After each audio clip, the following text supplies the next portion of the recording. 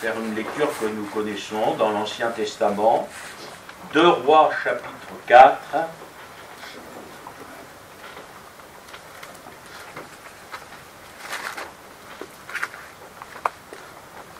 verset 1er. Second livre des Rois, chapitre 4, verset 1er.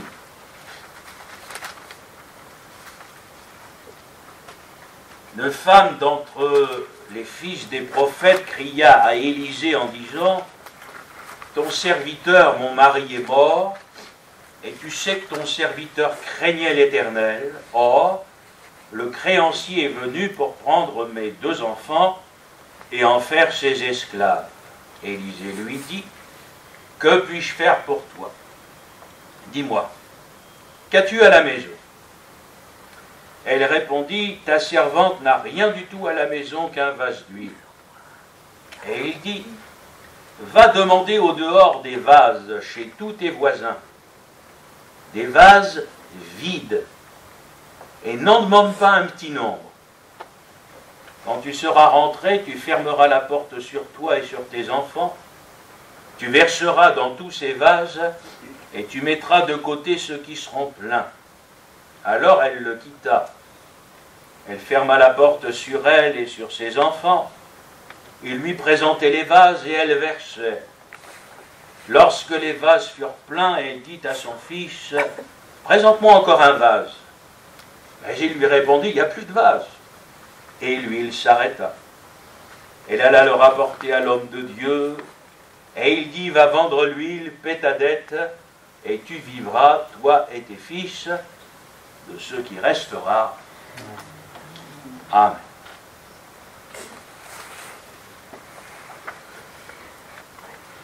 Ce récit nous fait part des malheurs d'une femme. Elle vient de perdre son mari, elle se retrouve veuve avec 2 enfants. Elle se retrouve sans subsistance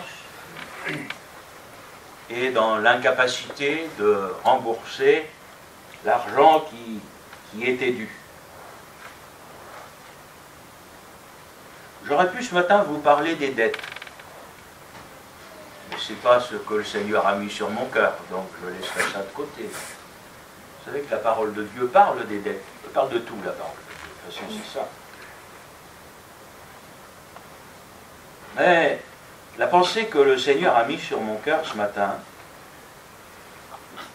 c'est de vous montrer avec ce texte que nous ne disposons pas de par nous-mêmes la capacité de trouver une solution à nos problèmes. Ce texte nous montre combien nous avons besoin du Seigneur et combien nous sommes dépendants de lui. Et il y a dans les propos du prophète une petite phrase qui m'a marqué, ça fait longtemps qu'elle m'a marqué bien sûr, c'est « demande les vases vides ». Voyez-vous, frères et sœurs, je crois que c'est une pensée très importante, parce qu'il y a, c'est pas la seule, hein, vous en doutez bien, mais il y a une fausse doctrine aujourd'hui qui circule dans les églises, et qui amène les pasteurs à dire aux chrétiens, mais vous êtes des gens formidables, Dieu vous a donné un talent, et ce talent, il va falloir le faire fructifier, ce qui fait que les gens ressortent de la réunion gonflés à bloc en disant « je suis quelqu'un de formidable, le Seigneur m'a confié un talent », et tout le monde repart de la réunion en étant convaincu d'être appelé à ceci, cela, souvent d'être appelé à être chanteur, d'ailleurs je ne sais pas pourquoi, mais aujourd'hui c'est un peu à la mode. Moi quand j'ouvre ma Bible, je remarque que pour qu'un vase puisse être rempli, il faut auparavant qu'il soit vide. Vous savez, on peut être rempli de soi-même, on peut être rempli de ses ambitions, de tout un tas de choses. Frères et sœurs, si nous voulons que le Seigneur nous remplisse, il va falloir lui présenter un vase vide. Vide de nous-mêmes, justement de nos ambitions, de nos pensées. Donc, je pense que, je crois que, et moi, et ceci, cela. Tout ça, frères et sœurs, ça doit disparaître. Autrement, le Seigneur ne pourra pas nous remplir. Le vase, il est déjà plein de tout un tas de trucs. Et souvent, on est plein de nous-mêmes. Vous allez dire des choses, il y a une espèce de culture de l'orgueil, un petit peu. Moi, je suis capable, justement, j'ai un talent, etc. Et tout le monde se voit très très haut. Vous savez, je me souviens de cette parole de Jésus. Réponse, bon maître, que dois-je faire pour hériter la vie éternelle? La réponse de Jésus, c'est, il n'y a de bon que Dieu seulement. Voyez-vous, frères et sœurs, bien évidemment, vous et moi, nous le savons, ça fait partie de ces choses qui sont plus prêchées aujourd'hui. Mais l'œuvre de la croix, bien sûr, elle concerne notre salut, mais l'œuvre de la croix, c'est aussi la mort de la chair. C'est la mort à soi-même. C'est littéralement Jean le baptiseur. On l'appelle Jean-Baptiste. C'est celui qui baptisait, Jean le baptiseur, qui disait, il faut qu'il croisse, et moi, il faut qu'il quoi? Il faut que je diminue. Et à force de diminuer, ça doit disparaître. Le moi, ce qui est de l'homme, la chair, l'orgueil, le moi, ça doit disparaître. Il faut que le vase soit vidé pour pouvoir être rempli. Et ce qui va faire le miracle, c'est que cette femme va disposer de vases vides. Et ce qui va faire que l'Église va être bénie, c'est quand les chrétiens se présenteront devant le Seigneur comme des vases vides. Et là, j'ai envie de dire, enfin, le Seigneur pourra les remplir. Et tant qu'on est plein de tout un tas de choses, de méthodes, vous savez, frères et sœurs, c'est un piège. Vous avez des pasteurs, alors moi je vous parle avec mon cœur, hein, Gilles est comme ça, moi je suis un homme saint. Vous savez, les pasteurs aujourd'hui sont des rigolos. Ils n'ont rien à faire dans le ministère. Ils n'ont de pasteur que le titre sur leur carte de visite. Ces gars-là, il faut qu'ils rentrent chez eux et planter des carottes. Et encore, je ne sais pas s'ils en seraient capables. Ils n'ont rien à faire sur l'estrade. Moi, j'ai connu des hommes de Dieu, qui n'étaient pas des rigolos, des hommes de Dieu, et qui, malgré le fait qu'ils soient des hommes sérieux, sont tombés dans certains pièges. Pas le péché, hein, mais parce qu'ils avaient à cœur l'œuvre de Dieu, parce qu'ils voulaient voir des âmes sauvées, etc., ont commencé à lire un bouquin. Parce qu'en Afrique du Sud, il y a eu un réveil.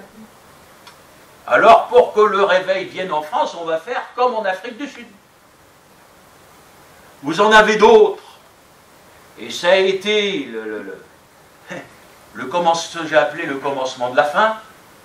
Le jour où les églises de France ont commencé à regarder vers le Canada, c'est là que ça a commencé à terminer. Ils se sont dit, on va faire comme les Canadiens.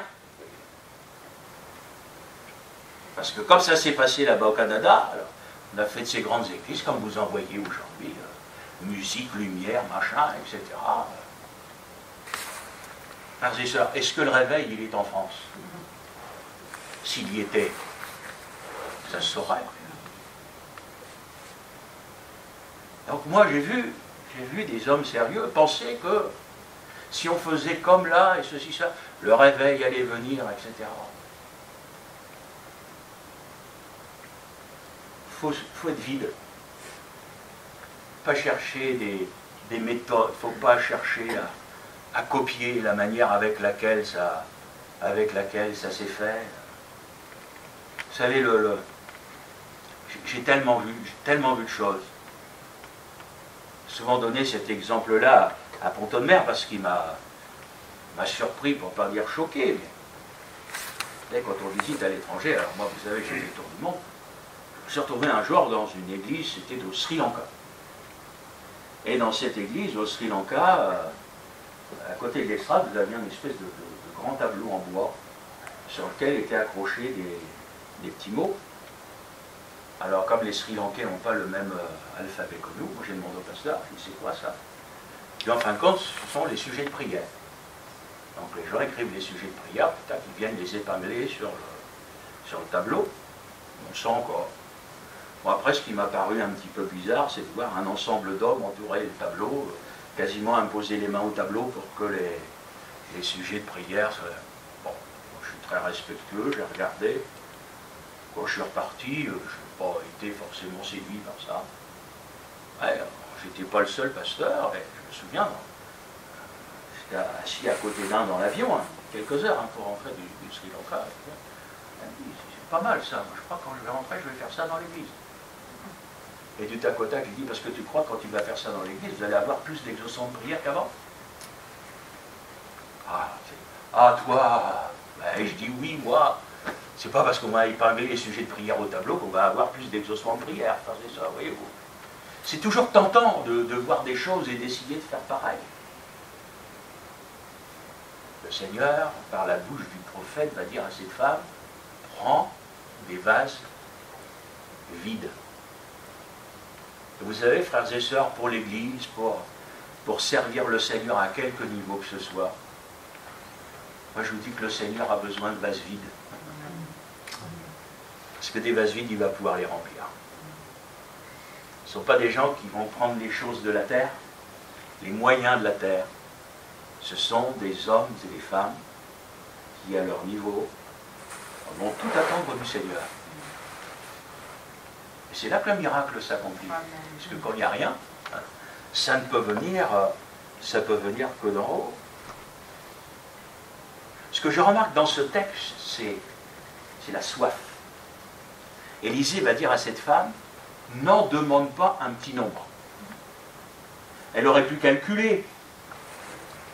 Elle aurait pu calculer en disant, ça va me suffire. Non, n'en demande pas un petit nombre. Ça m'amène ce matin à vous poser deux questions. Vous ne me répondez pas, c'est dans votre cœur. Mais... avez-vous soif d'être rempli? Et dans quelle dimension? Un petit peu? Ou est-ce que vous voulez que le vase soit plein jusqu'à déborder? Vous savez, frères et sœurs, quand on en veut, le Seigneur nous en donne. Le plus grand danger qui nous guette, c'est la religion. On est sclérosé, on vit comme des robots. Alors je vais être fidèle le dimanche matin, parce qu'on m'a appris à venir le dimanche matin. Donc je suis là le dimanche matin. Je vais même donner mon offrande, parce qu'on m'a appris. On m'a appris à prier, je vais prier, je vais louer, etc. Mais avec même la Sainte Seine, on finit, frères et sœurs, c'est triste de le dire, mais je crois qu'il faut le dire, on finit parfois par faire les choses un petit peu automatiquement. Et ça, c'est terrible pour le chrétien, ça devient de la religion. Vous savez qu'on peut être des religieux, même évangéliques, et tout ce qu'on veut. On fait les choses comme ça, mais mon frère, ma soeur, la vie. Est-ce qu'il y a encore un feu qui brûle dans ton cœur? Est-ce qu'il y a encore dans ton cœur, dans ta vie, une soif des choses de Dieu? Voyez-vous, nous vivons, et ça j'en suis même pleinement convaincu, nous vivons même un piège, même avec ceux qui veulent rester aujourd'hui fidèles au Seigneur. C'est qu'on peut avoir un regard sur ce qui ne va pas. Je ne dis pas qu'il ne faut pas l'avoir, mais vous allez me comprendre. Et on va Donc quand je regarde, on est quand même beaucoup de cheveux blancs, n'est-ce pas? On est tous un peu dans les mêmes générations, mais on est des nostalgiques, quoi. Vous n'êtes pas nostalgique, vous? Bon, se dire quand même, l'Église, il y a 30 ans, c'était 30 ans, 40 ans, c'était pas ça, quoi. Et on se dit, ah là là, si on pouvait retrouver des gens comme ça. Vous n'êtes jamais dit, oh, si tel pasteur revenait, qu'est-ce qu'il dirait, qu'est-ce que ceci va? Parce que nos vies ont été marquées par des hommes de Dieu. Vrai ou pas? Mais, alors, c'est bien dans un sens, parce qu'on a de la clairvoyance spirituelle. On voit aujourd'hui, on ne peut pas accepter l'inacceptable. L'apostasie, c'est biblique, frères et sœurs. Faites pas les surprises si vous voyez des choses arriver dans toutes les églises d'aujourd'hui. C'est écrit dans la parole de Dieu. Ce mélange, ça s'appelle le syncrétisme religieux, l'apostasie, c'est l'abandon du premier amour pour être remplacé par tout un tas de choses, là, issues du monde du spectacle et tout ce que vous voulez, etc. Mais tout ça, c'est le divertissement, mais c'est écrit dans la Bible. Soyons pas surpris, si on connaît la parole de Dieu, c'est écrit dedans. Le piège, c'est que vous n'ayez les regards fixés que là-dessus. Parce que si vous avez seulement cette position-là, vous n'avancez plus. Vous passez votre temps dans les lamentations. Vous êtes en train d'écrire un nouveau livre de la Bible. Il y a déjà les lamentations de Jérémie, il va y avoir les vôtres. N'est-ce pas? Mais pendant ce temps-là, vous n'avancez plus. Or, il faut que nous ayons pas seulement ce regard-là, mais frères et sœurs, il faut qu'on continue à avancer. L'Église, il faut qu'elle continue à vivre. L'Église, il faut qu'elle continue à gagner des âmes. L'Église, il faut continuer aujourd'hui à la construire, à la poursuivre sur les bases de la parole de Dieu. Parce que si on ne fait que s'arrêter à ce qui se passe à l'extérieur, j'ai envie de vous dire, oui, on va passer notre temps aujourd'hui à se lamenter. Est-ce que vous ne croyez pas qu'à un moment, à la place de toujours voir ce qui ne va pas, ben, il faudrait se retrousser les manches et reconstruire comme il faut? Moi, j'ai toujours été énervé par tous ces gens qui critiquaient ce qui se faisait, mais qui à côté ne faisaient rien. Moi, j'ai dit, je ne suis pas d'accord, et parce que je ne suis pas d'accord, eh ben, je vais faire. Le jour où j'ai plus été d'accord avec les jeunes, tout ce qu'on leur proposait, là, les camps, les musiques, les bazars, etc., j'ai dit, ben, c'est bien, on arrête d'aller là-dedans. Moi, je vais continuer à faire des camps jeunesse à l'ancienne. Et puis, bah, quand les jeunes y rentrent des camps de jeunesse, vous savez ce qu'ils vous disent? Ben, je me suis converti. Ah ben, j'ai été baptisé dans le Saint-Esprit.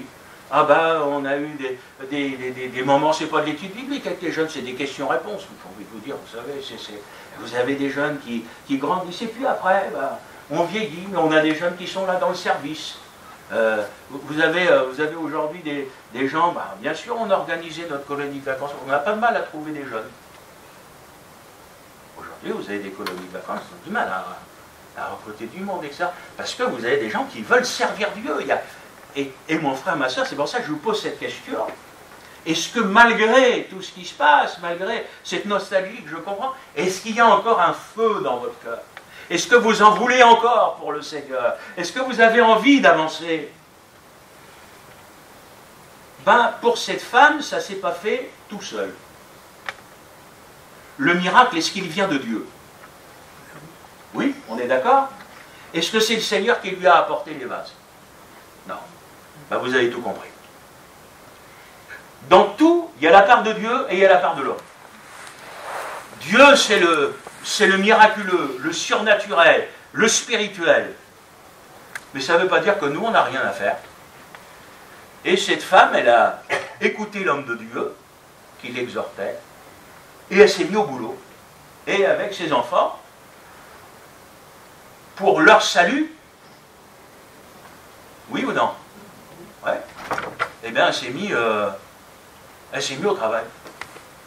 Elle est allée voir les voisins, les voisines, tout ça, elle est allée avec ses enfants chercher autant de vases que c'était possible.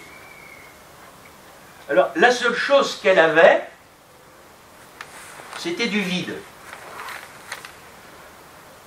Effectivement, avec tous ces vases, elle avait beaucoup de vide. Mais c'était beaucoup de vide pour être beaucoup rempli. Ça a été rempli à la dimension de ce qu'elle avait été chercher. Donc le Seigneur nous en donne, mais en fin de compte, il répond à notre soif. C'est comme le jour où vous avez soif, vous prenez un verre. J'ai des verres à la maison, j'appelle ça des dés à poudre. Je ne bois rien là-dedans. Quand je dis à ma femme, moi il faut du... Hein? Ben, tout dépend si vous venez avec un verre ou si vous venez directement remplir la bouteille, quoi. Ben, si vous venez avec un verre, vous aurez la dimension d'un verre. Si vous venez pas remplir une bouteille, ben, vous aurez la dimension de la bouteille. C'est pour ça, très fraternellement, je vous dis, mais mon frère, ma soeur, est-ce que tu as soif? Et c'est quoi la dimension de ta soif? Parce que dans la parole de Dieu, il est question du Saint-Esprit, tout ça, enfin, il est question de plénitude aussi. Hein, de vivre des choses belles avec le Seigneur. Ben, moi, j'ai envie de vous dire, ben, j'ai encore soif de les vivre. Moi, j'ai soif de les vivre encore aujourd'hui. Alors, oui, je ne le cache pas, je suis un nostalgique. Je suis un nostalgique de l'église de mon enfance, de ma jeunesse, tout ça. Oui, j'ai aucun doute là-dessus. Mais je me dis, Seigneur, moi je crois qu'aujourd'hui l'église peut encore vivre de belles choses. Amen. Encore faut-il que les chrétiens aient soif de ces choses-là. Qu'on ait soif de la parole de Dieu, qu'on ait soif du Saint-Esprit, qu'on ait soif d'être rempli. Des vases vides. Alors, 2 étapes. D'abord, il faut vider.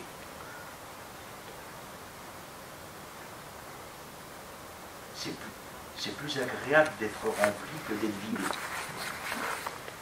Mais on ne peut pas être rempli si on n'a pas été vidé. Donc, le Seigneur nous amène à la croix. Ça vous parle, la croix?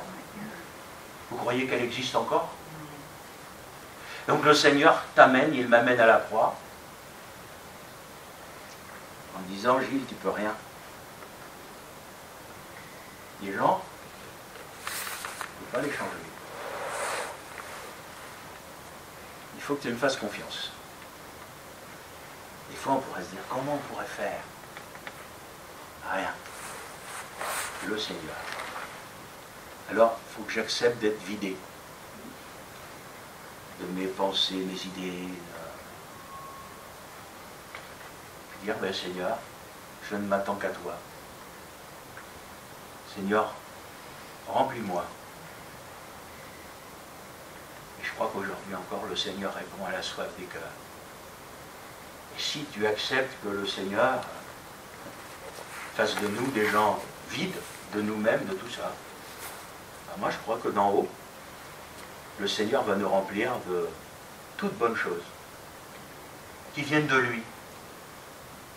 C'est le Saint-Esprit, c'est spirituel, c'est surnaturel, c'est bon pour nos âmes, c'est conforme à tout ce qui est écrit puisque ça vient du Seigneur, et c'est ça qui nous fera du bien. Alors, j'ai pensé à ce vieux cantique. Je peux rien, je suis né dedans. Donc je les oublie pas. Mais quand je vais vous le dire, je suis sûr que vous le connaissez aussi. Tel que je suis, sans rien à moi. Celui qui a composé le cantique, il avait tout compris. Hein. Tel que je suis, sans rien à moi.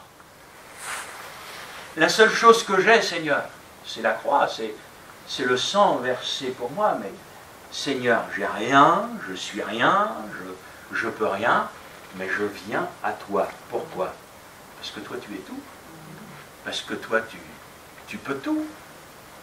Vous le croyez encore ce matin?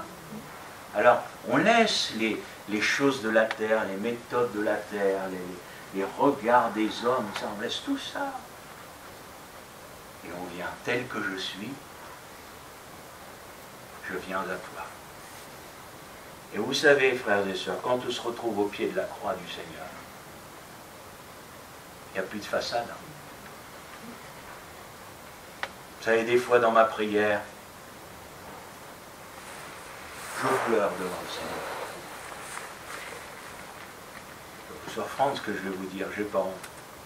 Des fois, je dis au Seigneur, je suis un pauvre type. Tu te rends compte le nombre d'années que je suis à toi, je suis serviteur de Dieu, etc. Je voudrais être tellement plus loin. Je voudrais vivre, Seigneur, encore des choses tellement plus grandes, tellement plus belles. Je dis, Seigneur, voilà, toi, remplis-moi. Toi, Seigneur, fais-moi grâce. Seigneur, toi, comme Jean-Baptiste le disait, grandis. Prends toujours plus de place dans mon cœur, dans ma vie. Ah, c'est autre chose que de dire aux gens, vous êtes des gens formidables, vous avez tous des talents, et blabla, et blabla. Moi, je vous prêche, mais vous êtes rien. Ça attire pas beaucoup les fous, là. Ah, mais j'ai envie de vous dire, on s'en moque des fous, frère, c'est ça. Vous savez, le jour où le Seigneur reviendra, comme on l'a entendu ce matin, c'est ceux qui seront restés fidèles à sa parole qui prendra. Je crois qu'il y aura beaucoup de surprises ce jour-là. Bon, ça appartient au Seigneur. Vous allez retrouver ce principe-là partout dans la parole de Dieu. Un peu d'huile pour cette veuve. 20 pains d'orge, des épis nouveaux, même chapitre verset 42. Dans le Nouveau Testament, c'est la multiplication des pains et des poissons. Une foule est là. Une foule est là. 5000 hommes sans compter les femmes et les enfants. Et Jésus a entre ses mains le casse-croûte d'un gamin. C'est ça. C'est quoi? Alors vous avez la réaction des disciples. Seigneur, c'est rien, ça. Qu'est-ce que tu veux qu'on fasse avec rien? Mais le Seigneur ce matin est en train de nous dire, mais j'attends le rien pour pouvoir faire quelque chose. Vous savez que le Seigneur est le seul à pouvoir faire quelque chose avec rien. Au niveau des hommes, rien multiplié par rien égale rien. L'homme ne peut pas créer. Mais le Seigneur, avec rien, il a créé la terre, le ciel et tout ce qu'elle renferme.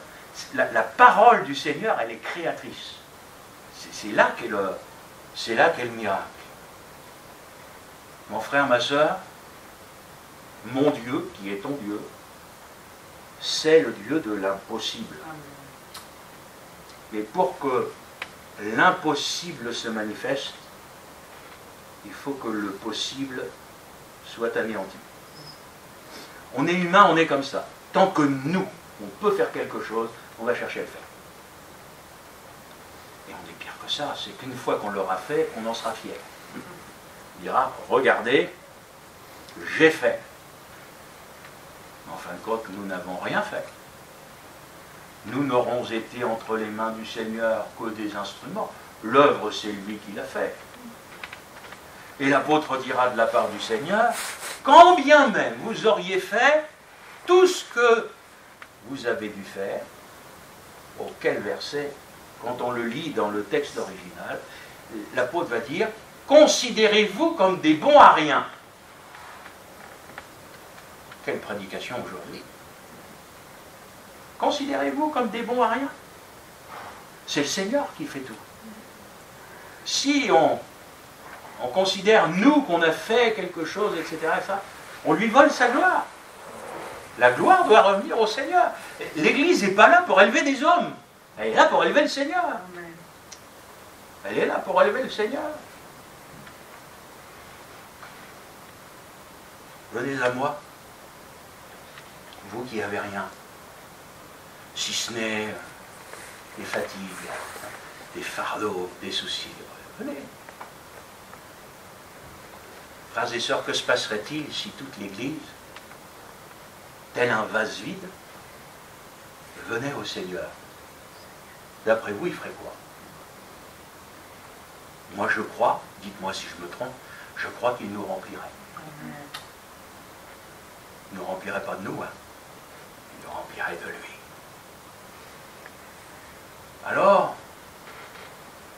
béni soit Dieu pour les vieux qui ont encore soif. Vous avez le droit de dire un amen de temps en temps, ça va pas vous énerver. Hein? Vous êtes d'accord avec ça? Amen. Ben voilà. Amen. Ça aussi, c'est... Alors peut-être que ça me guette, hein, parce que je commence aussi à vieillir.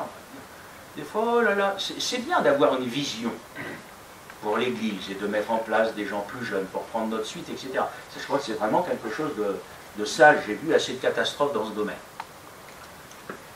Mais après, il y a chez les âgés parfois une certaine démission. Oh, il faut laisser la place aux jeunes. Moi, frère, maintenant je suis retraité. Non, non, il n'y a pas de retraite dans la parole de Dieu. La retraite, c'est la mort. Donc, tant que le Seigneur nous prête vie, j'ai soif de toi, Seigneur. Amen. Tant que le Seigneur nous prête vie, Seigneur, j'en veux. Est-ce que Caleb, ça vous dit quelque chose? Ah, moi, je voudrais qu'il y en ait des Caleb comme ça dans l'église. C'est un vieux, hein? Mais alors, mes amis, quel tempérament? T'es encore vieux et dit, hey, j'ai pas encore eu mon héritage, moi. J'ai pas encore eu ce qui m'a été promis, moi je l'attends, je le veux. Oh, béni soit Dieu. Que le Seigneur donne des Caleb à l'église. De ces hommes et de ces femmes là qui en veulent jusqu'au bout. Jusqu'au bout. Puis, frères et sœurs, je ne vais pas être trop long hein, ce matin, mais quelque part, ce texte, ça nous parle de foi. Il a fallu qu'elle fasse confiance à ce qu'Élisée lui disait.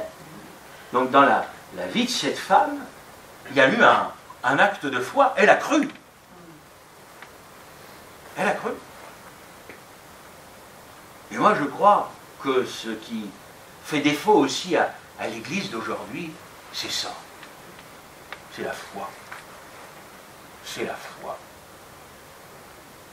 Mon frère, ma soeur, jusqu'au bout, nous voulons compter sur le Seigneur.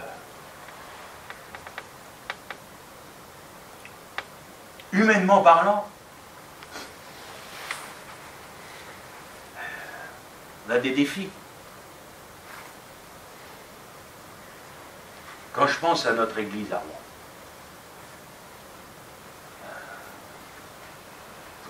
j'en parle souvent avec Isabelle, j'aurais bien aimé que pour la rentrée, par exemple, on ait pu trouver des locaux. Ce serait déjà une bonne étape. Jusque-là,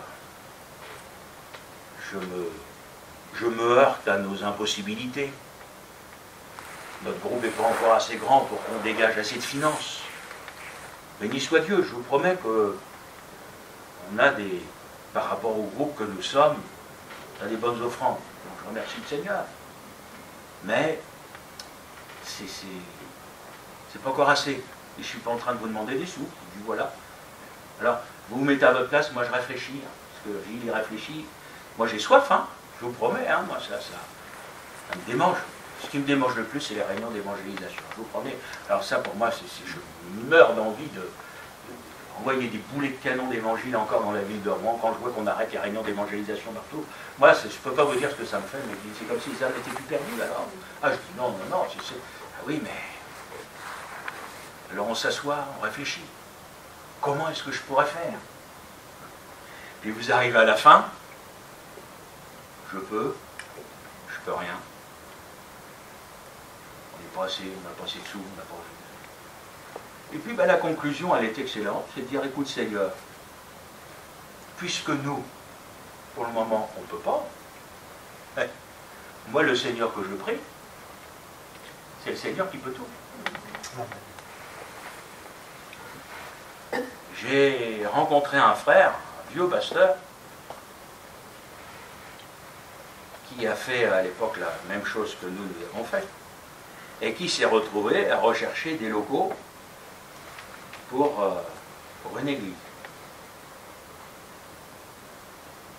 Il avait exactement le même problème que nous, pas assez de finances à l'époque, etc. Et voilà qu'il voit un beau local. Pas de travaux à faire.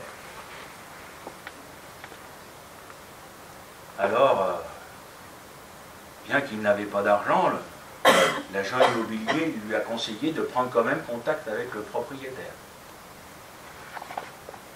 En fin de compte, ce local, ils ne l'ont pas loué. Ils l'ont acheté.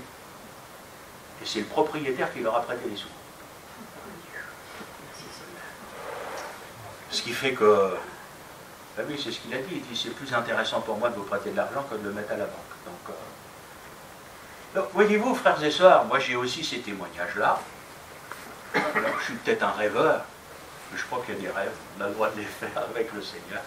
Je dis, Seigneur, tu ne vas pas nous trouver un homme ou une femme sur Rouen qui accepterait de nous vendre un local et de nous prêter les sous en même temps? À Dieu, rien n'est impossible, voyez-vous. Alors, vous avez d'un côté l'impossible pour l'homme, mais pour le Seigneur. Alors moi, je prends lui. Alors moi, je lui fais confiance. Je viens à lui, même si j'ai rien ou pas grand-chose, même si je suis comme cet enfant avec 5 pains et 2 poissons face à une foule immense, etc. Je dis, moi, je ne peux rien avec ça. Et oui, nous, effectivement, on ne peut rien avec ça. Mais Jésus, avec ça, les frères et sœurs, il peut. Il peut. Encore faut-il pour ça qu'on ait la foi. Alors que le Seigneur nous bénisse, en fait, ce qu'il attend de moi, c'est que je vienne à lui. En lui disant, Seigneur, voilà, j'ai rien à t'offrir. C'est incroyable les paroles de cantique qui nous viennent quand on prêche la parole de Dieu. Là. Seigneur, j'ai rien à t'offrir, ma vie, un cœur fatigué, etc. C'est mes démarches vaines. Mais le Seigneur est capable d'agir. Il est capable d'intervenir. Vous savez, frères et sœurs, quand on parle de réveil, moi j'ai remarqué que les chrétiens se trompent.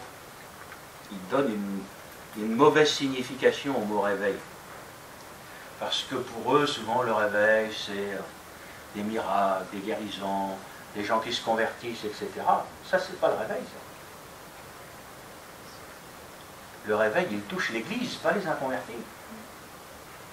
Le réveil, il trouve des gens qui sont en train de dormir pour les réveiller. Et les inconvertis ne dorment pas, ils sont morts. C'est les chrétiens qui dorment. Et ceux qui ont besoin de réveil aujourd'hui, ce sont les chrétiens. C'est un petit peu, vous savez, ce qui se passe avec Laodicée. Tu passes pour être vivant, tu crois que tu es vivant, etc. Mais le diagnostic du Seigneur, il est sévère. Tu crois que tu es vivant, mais tu es mort. Et le réveil, il est destiné aux chrétiens qui sont en train de dormir. Le Seigneur ne veut pas qu'on dorme. Alors, il y a ceux qui ne sont pas encore au Seigneur, il faut qu'ils viennent au Seigneur.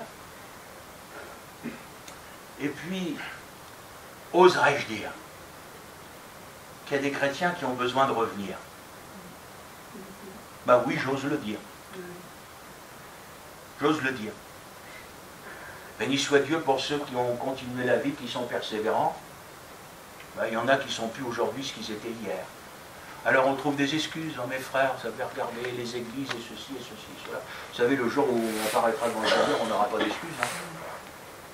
Moi, je suis allé dans ces pays où les gens ne peuvent pas se réunir, ils n'ont que la parole de Dieu. Hein. Nous, on a encore tellement de choses. Revenir à Dieu. Seigneur, pardonne-moi. Seigneur, j'ai soif d'autre chose. J'ai soif de toi, Seigneur. Seigneur, je veux encore vivre. Je veux encore vivre des choses. Alors, vous savez, je pense par exemple au culte de Pont-Audemer qui est diffusé en vidéo. C'est très bien pour les gens qui n'ont pas d'église. Vous en avez, vous savez, en France. Hein. Je dis, mes frères, on ne peut plus. On ne peut plus aller là, c'est plus possible. Je dis, oui, je comprends bien. Donc, pour des frères et des sœurs comme ça, je dis, béni soit Dieu pour la vidéo. Mais, c'est pernicieux la vidéo. Parce qu'après, vous en avez qui deviennent amoureux de leur canapé. Et plutôt que de venir dans la maison du Seigneur, plutôt que de faire l'effort de retrouver les frères et sœurs, on leur amène le culte directement chez eux, à la télé ou à l'ordinateur, et les gens ne bougent plus. Et là, grand gaillard que je suis, dit, non. Ça c'est pas spirituel, ça. Dépanner quelqu'un qui est malade, qui n'a pas d'église et tout ça, oui, béni soit Dieu, on le fait comme ça. Et si tu as une église à côté de chez toi que tu peux y aller et puis que tu n'y vas pas, là, le jour où il faudra rendre des comptes au Seigneur, ce ne sera pas la même chose. Voyez-vous, quelque chose qui peut être bon d'un côté peut être pernicieux de l'autre. Pour ça, il faut qu'on veille sur tout. Vraiment, il faut que l'on veille sur tout. Et la seule personne qui peut nous permettre de rester éveillés, la seule personne qui peut nous donner du discernement, il ne faut pas être des bénis oui-oui qu'on mène là, comme pas le bout du nez, fasse croire n'importe quoi. Des fois, pardon, des fois il y a des chrétiens de manière. Mais je leur dis, mais ils coffrent n'importe quoi, parce que c'est pas possible. Ils connaissent leur Bible, quoi. Et des fois, vous avez des gens, je me demande même s'ils sont convertis. Je n'ai pas peur de vous le dire. Hein. Vous savez, quand on est né de nouveau, quand même, on ressemble au Seigneur, quoi. On doit vivre comme le Seigneur. Des fois, je dis, c'est pas possible quand même. On vit dans une époque, j'ai envie de vous dire, si. C'est possible, ça fait mal, mais si, c'est possible. Alors ce matin, moi je vous invite à tout remettre au pied du Seigneur. Je vous invite même pas à placer votre confiance dans les églises bibliques, même pas en moi. Je vous invite à placer votre confiance dans le Seigneur. Vous savez, moi, les dénominations, les mouvements, je peux vous assurer que... Parce que j'ai envie de vous dire, j'en veux plus aujourd'hui. On en a, c'est à cause des autorités. Mais autrement. Et moi, c'est vraiment mon rêve. C'est là-dessus que je vais conclure avec vous ce matin.